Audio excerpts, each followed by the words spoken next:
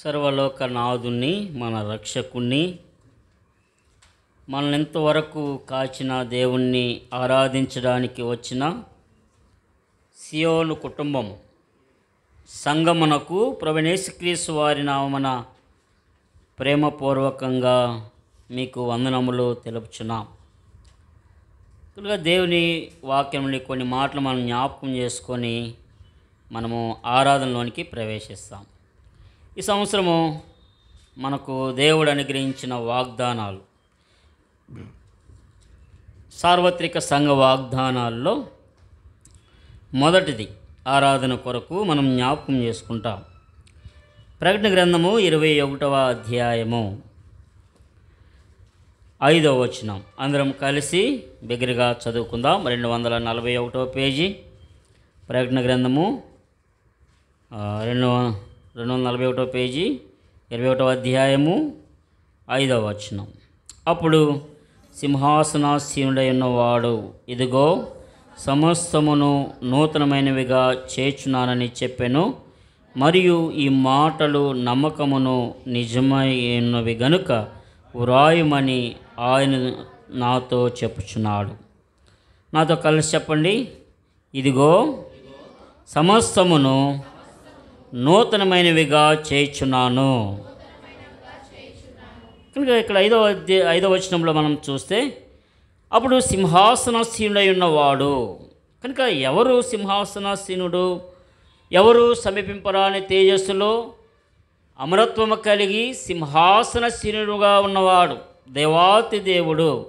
కనుక ప్రకటన గ్రంథంలో కూడా అనేక వచనాల్లో మనం చూస్తాం ఆయన సింహాసనాసీనుడైన దేవుడుగా, మరి సింహాసనాసీనుడుగా సమస్తమును ఏలుచున్నవాడుగా మనం చూస్తాం. కనుక 24 పెద్దలు కూడా వారు కూడా ప్రభుని ఆరాధిస్తున్నారు, ప్రభుని గణపరుస్తున్నారు.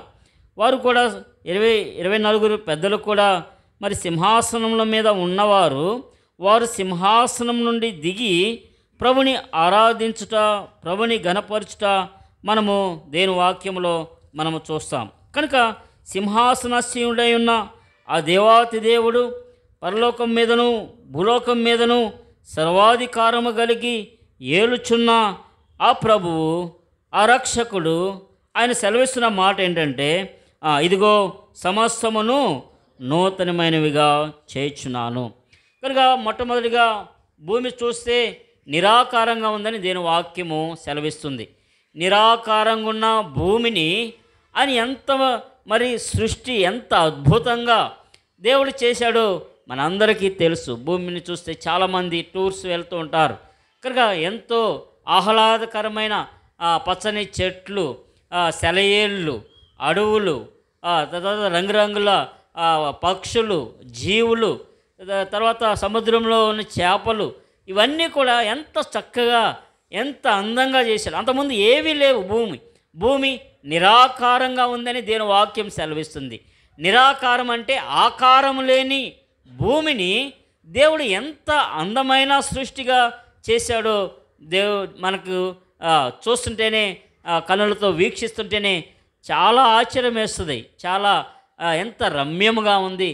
ఆహా, దేవుని బుద్ధి జ్ఞాన బాహుల్యములు ఎంత గొప్పవి.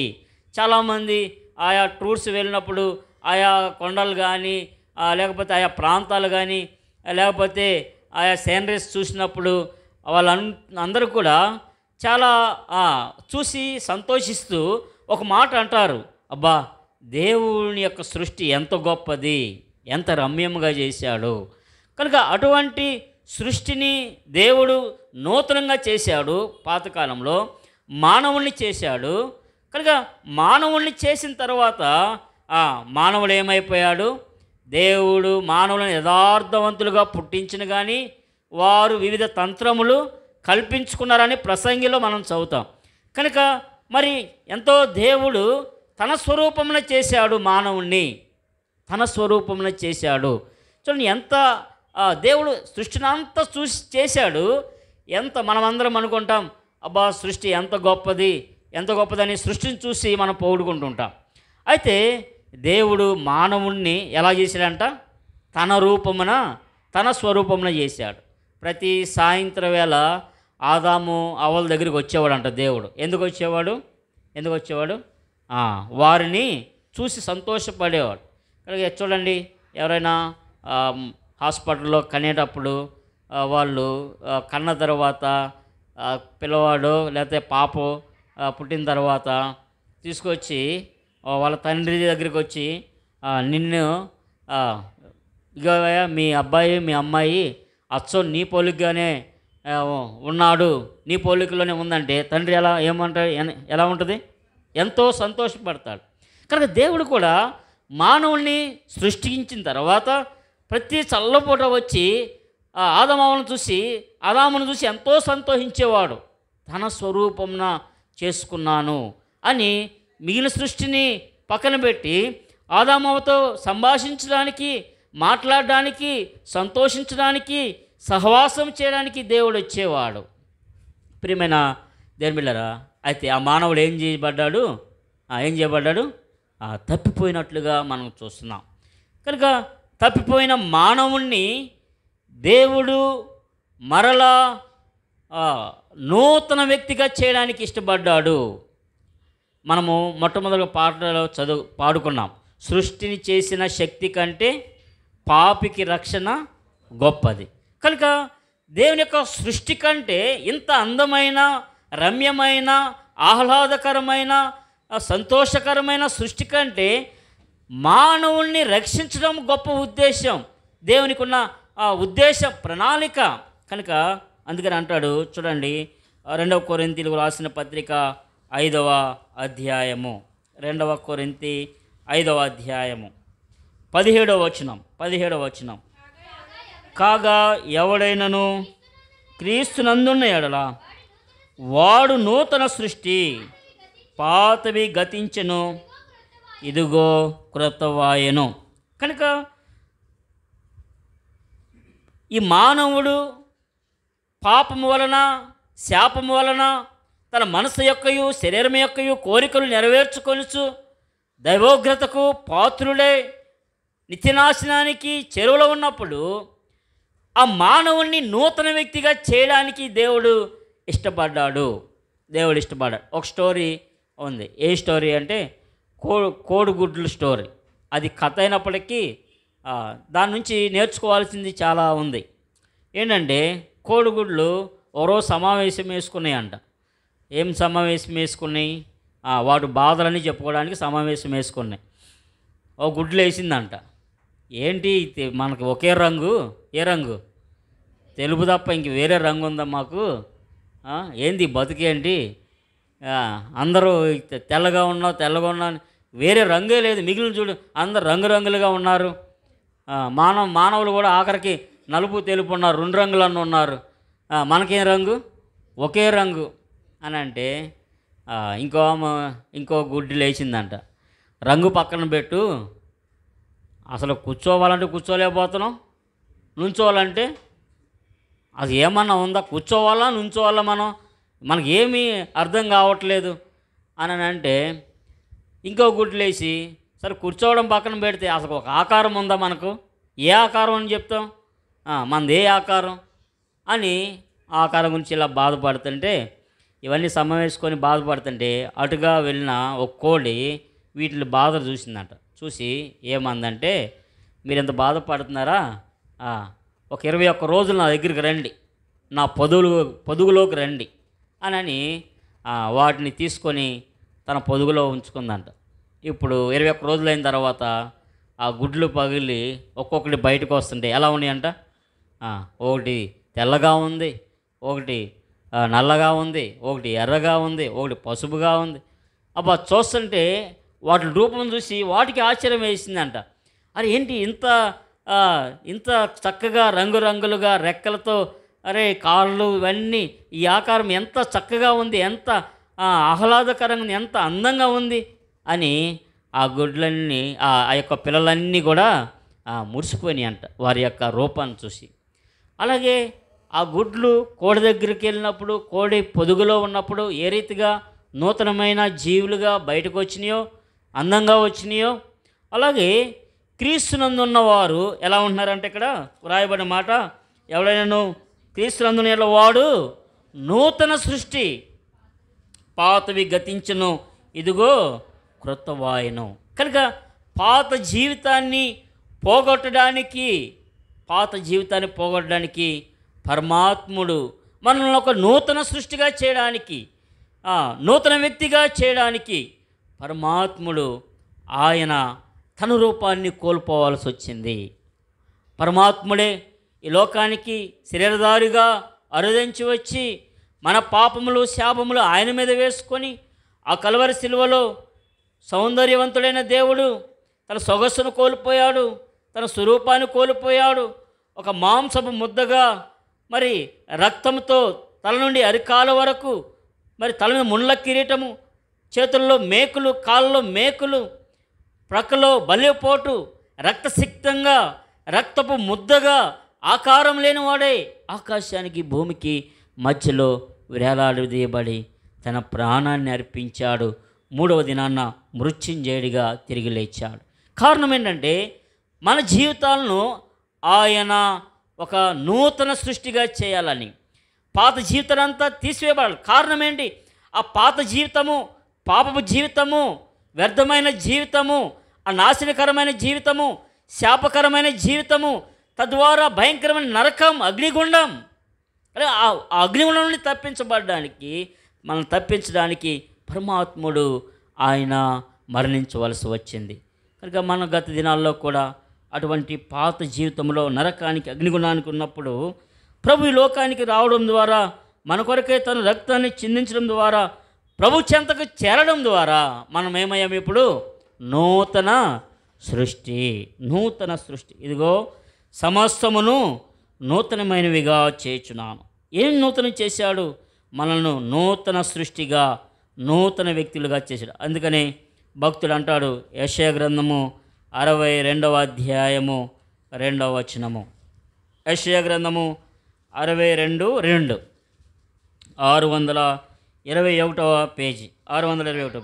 జనములు నీ నీతిని కనుగొనును, రాజులందరూ నీ మహిమను చూచెదరు. యెహోవా నియమింపబోవు క్రొత్త పేరు నీకు పెట్టబడును. కనుక ఇప్పుడు ఏం పేరు వచ్చిందంటే మనకు? పాత పేరు పోయింది, క్రొత్త పేరు. పాత పేర్లు ఏం పేర్లు?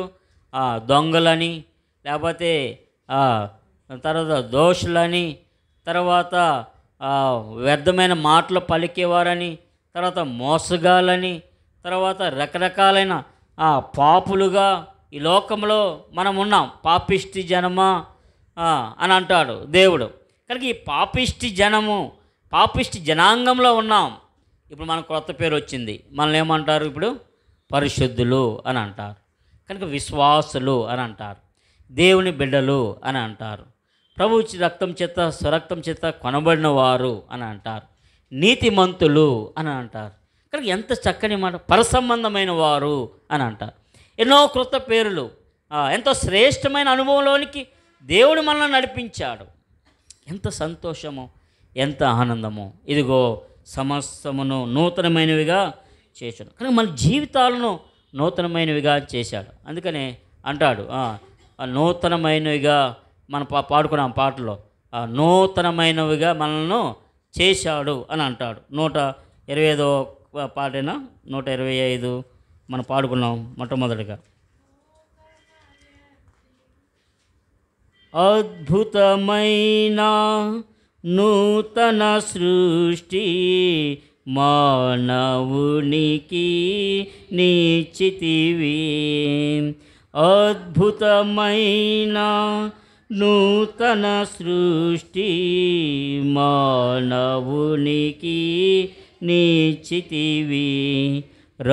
రాజులనుగా యాజకులుగా, రాజులనుగా యాజకులుగా, వారసులుగాను చేసితివి.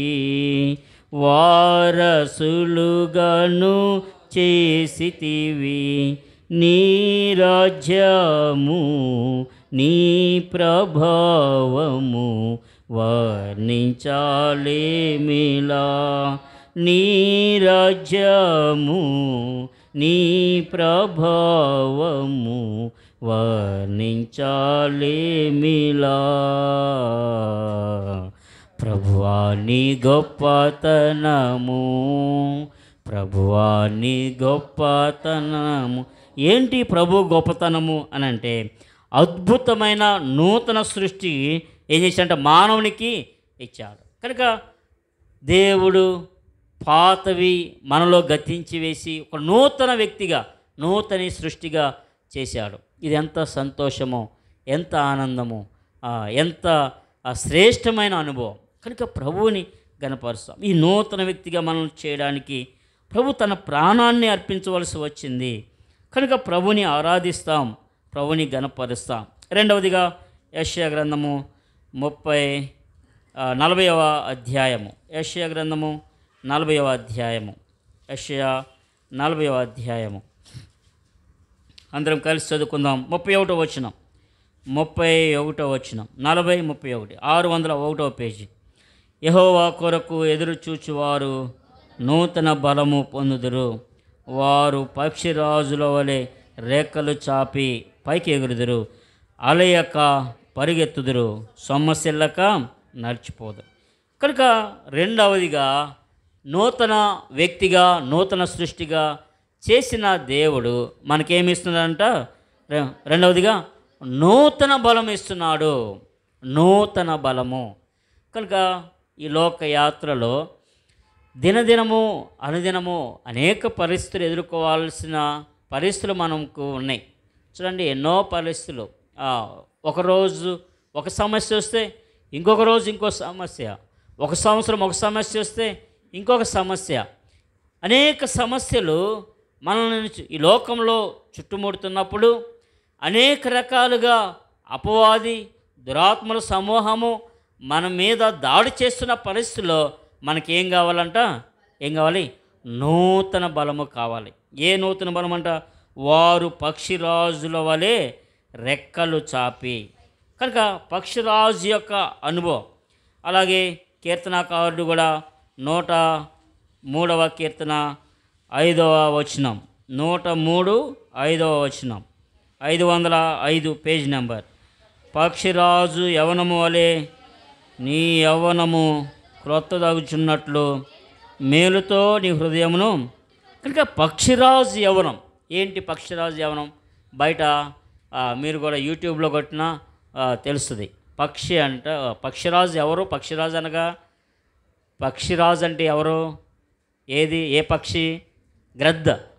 కనుక గ్రద్ద చూడండి, 70 సంవత్సరాలకి వచ్చేటప్పటికి ఏమైపోద్దంట? ముసలిది అయిపోతుందంట.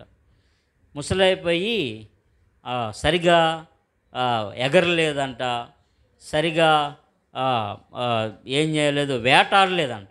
చూడండి, ఎక్కడో ఉంటుంది పక్షి, ఎక్కడో ఉండి ఎక్కడ చూస్తుంది? కిందున్న చిన్న కోడి పిల్లనో లేకపోతే చిన్న ఎర్రనో ఏదో ఒకటి చూస్తుంది. చూసి అక్కడి నుండి ఒక్కసారి అమాంతంగా వచ్చి ఒక్కసారి పట్టుకుంటుంది. కనుక అంత శక్తి కలిగినది, బలం కలిగినది. దాని చూపు కూడా చాలా స్పష్టంగా దూరంగా ఉంటుంది. ఏ పక్షి ఎగరలేనంత ఎత్తుకు ఎగురుతుంది. కనుక అటువంటిది ముసలిదైపోయిన తర్వాత ఏం చేస్తుంది?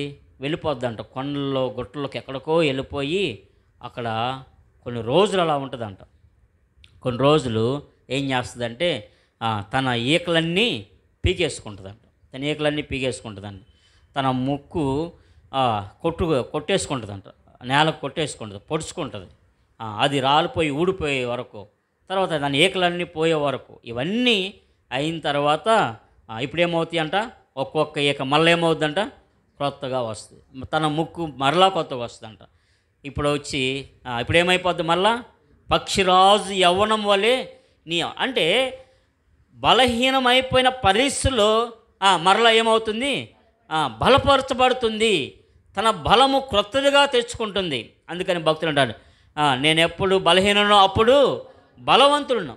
కనుక ఒక్కొక్క సమస్యను మనం ఎదుర్కోవడానికి, ఒక్కొక్క పరిస్థితులు ఎదుర్కోవడానికి మనకేం కావాలంట? ఎప్పటికప్పుడు బలము నూతనంగా కావాలి. కాలేబు అంటాడు, కాలేబు యెహోషువ గ్రంథము 12వ అధ్యాయము. యెహోషువ గ్రంథము 12వ అధ్యాయము గమనించండి.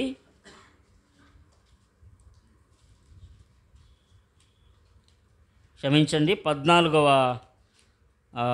అధ్యాయము. 14వ అధ్యాయము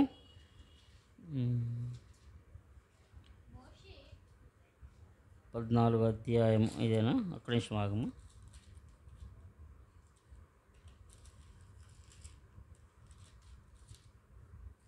హెబ్రోన్ని స్వాస్యంగా ఇస్తాడు కాలేబుకు. మర్చిపోయా, ఒక్క నిమిషం. 13 14 14లోనే ఆయన అంటాడు, 10వ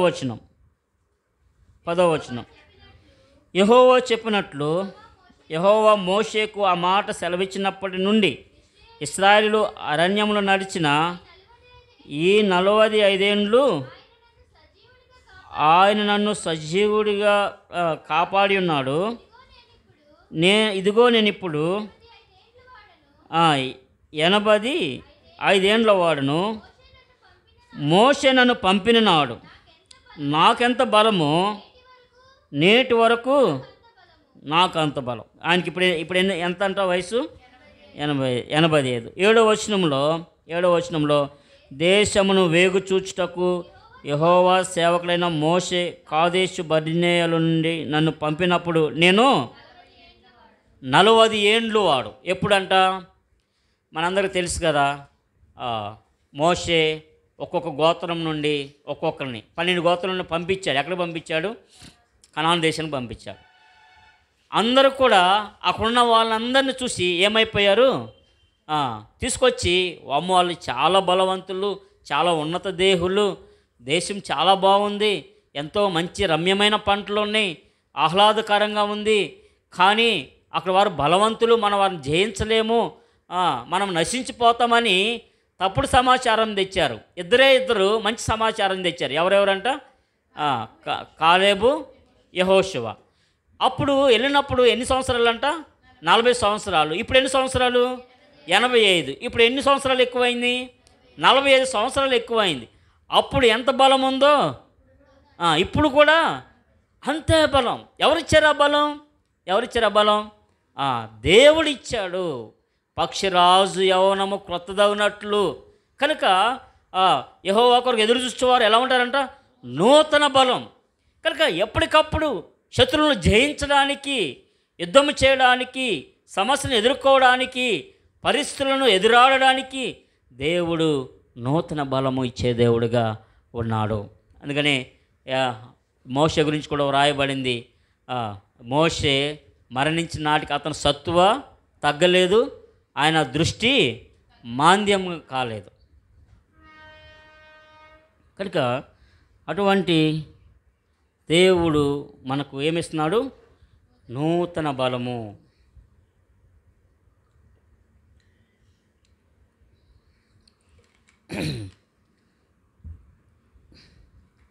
నూతన బలము మనకిచ్చే దేవుడుగా ఉన్నాడు. చూడండి, కీర్తనలు 84వ అధ్యాయము.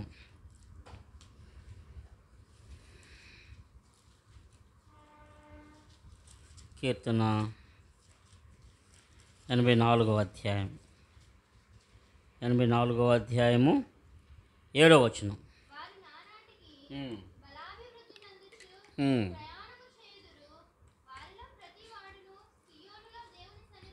వారు నానాటికి ఏంటంట? బలాభివృద్ధి చెందురు. వారిలో ప్రతివాడు ఎక్కడుంటాడంట? కనుక సియోనుకు వచ్చాం. ఎక్కడున్నాం మనం ఇప్పుడు? సియోనులో దేవుని సన్నిధిలో ఉన్నాం. కనుక ఏమిస్తాడంట మనకు? ఈ సన్నిధిగా ఉండడానికి ఏమిస్తాడు? నానాటికి బలం. ఎన్నో పరిస్థితులు బలహీనమైపోతాయి.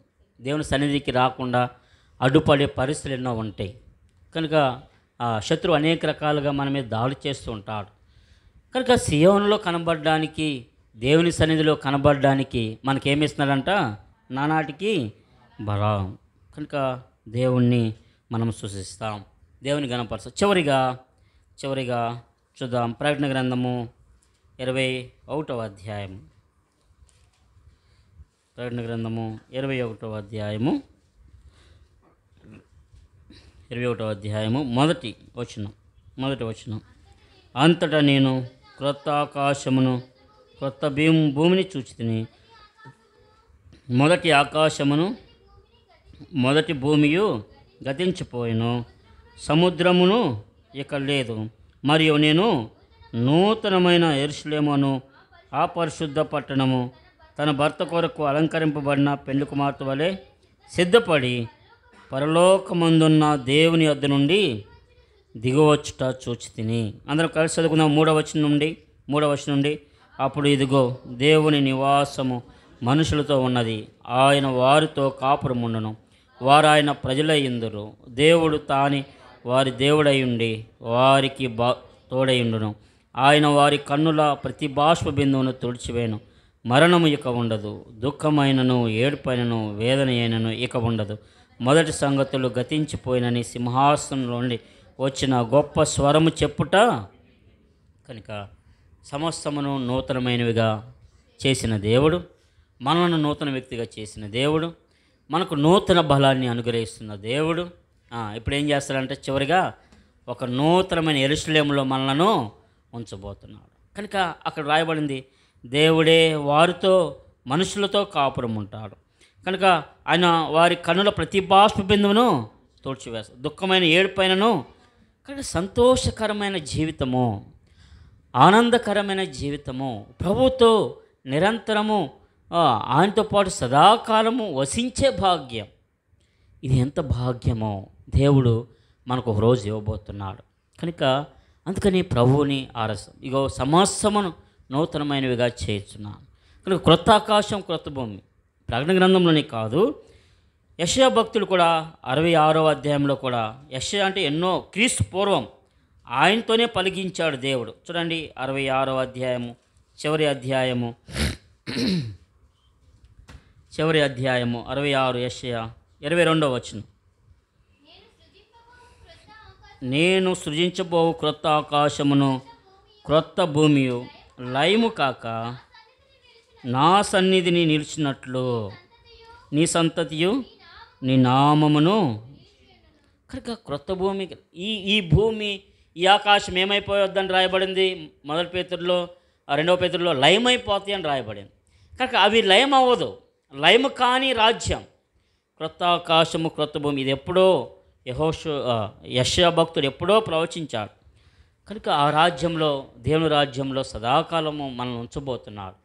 కనుక ఆ రాజ్యాన్ని, నూతన రాజ్యాన్ని మనకు ఇవ్వబోతున్నాడు. సమస్తమును నూతనమైనవిగా చేసిన దేవుడు ఆ నూతనమైన రాజ్యంలో ఉంచబోతున్నాడు. కనుక ప్రభువుని ఆరాధిస్తాం, ప్రభుని గణపరుస్తాం. దేవుడి యొక్క మాటలు దీవించునుగాక. పల్లవి పాడుకున్నప్పుడు సండే స్కూల్ పిల్లలు సండే స్కూల్కి వెళ్తారు. తర్వాత ఒక సహోదరుడు సహోదరి, మొదట సండే స్కూల్ టీచర్ ఆరాధించిన తర్వాత మొదటి సహోదరుడు సహోదరి ఆరాధన చేస్తారు. పాడి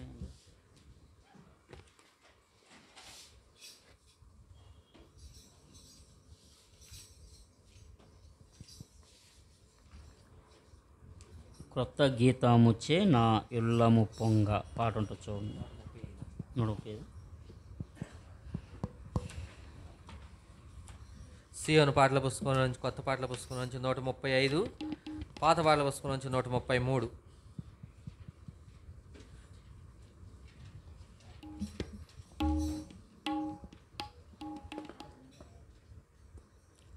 మొదటి చరణం, 2వ చరణం, 5వ చరణం, చివరి చరణం 1, 2, 5. క్రొత్త గీతముచే నా యుల్లము పొంగ యేసుని కీర్తింతును, పరిమళ తైలము పోలిన నీ నామమునే ప్రేమింతును, పరిమళ తైలము పోలిన నీ నామమునే ప్రేమింతును. హల్లెలూయా స్తుతి హల్లెలూయా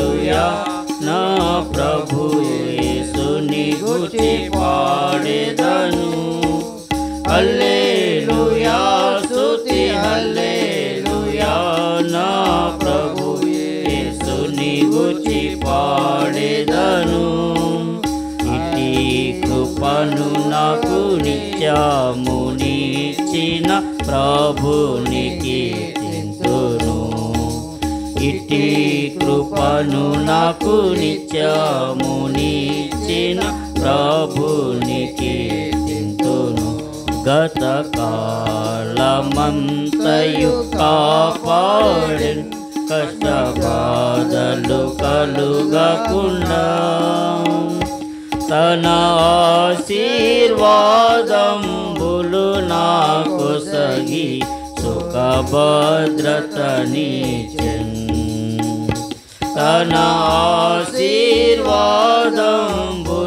నాకు సగి సుఖభద్రతనిచ్చెను. హల్లెలూయా స్తుతి హల్లెలూయా, నా ప్రభు యేసుని గూర్చి పాడెదను. హల్లెలూయా స్తుతి హల్లెలూయా, నా ప్రభు యేసుని గూర్చి పాడెదను. ఇట్టి కృపను నాకు నిత్యము నీచిన ప్రభునికి కీర్తింతును. ఇట్టి కృపను నాకు నిత్యము నీచిన ప్రభునికి కీర్తింతును. ప్రభు త్వరగా వచ్చును, సంతసముగమము చేర్చును పరమందు. కనిపెట్టెద మనిషం నింగిని జూచుచు ఆశతో గాంచెదము. కనిపెట్టెద మనిషము నింగిని జూచుచు ఆశతో గాంచెదము. హల్లెలూయా స్తుతి హల్లెలూయా, నా ప్రభు యేసుని గూర్చి పాడెదను. హల్లెలూయా స్తుతి హల్లెలూయా, నా ప్రభు యేసుని గూర్చి పాడెదను. ఇట్టి కృపను నాకు నిత్యము నీచిన ప్రభునికి కీర్తింతును. ఇట్టి కృపను నాకు నిత్యము నీచిన ప్రభునికి కీర్తింతును. చేయండి. దయచేసి ఎవరు కూడా అడిగి తిరగవద్దు. అందరూ మోకరించి ప్రభు సన్నిధిలో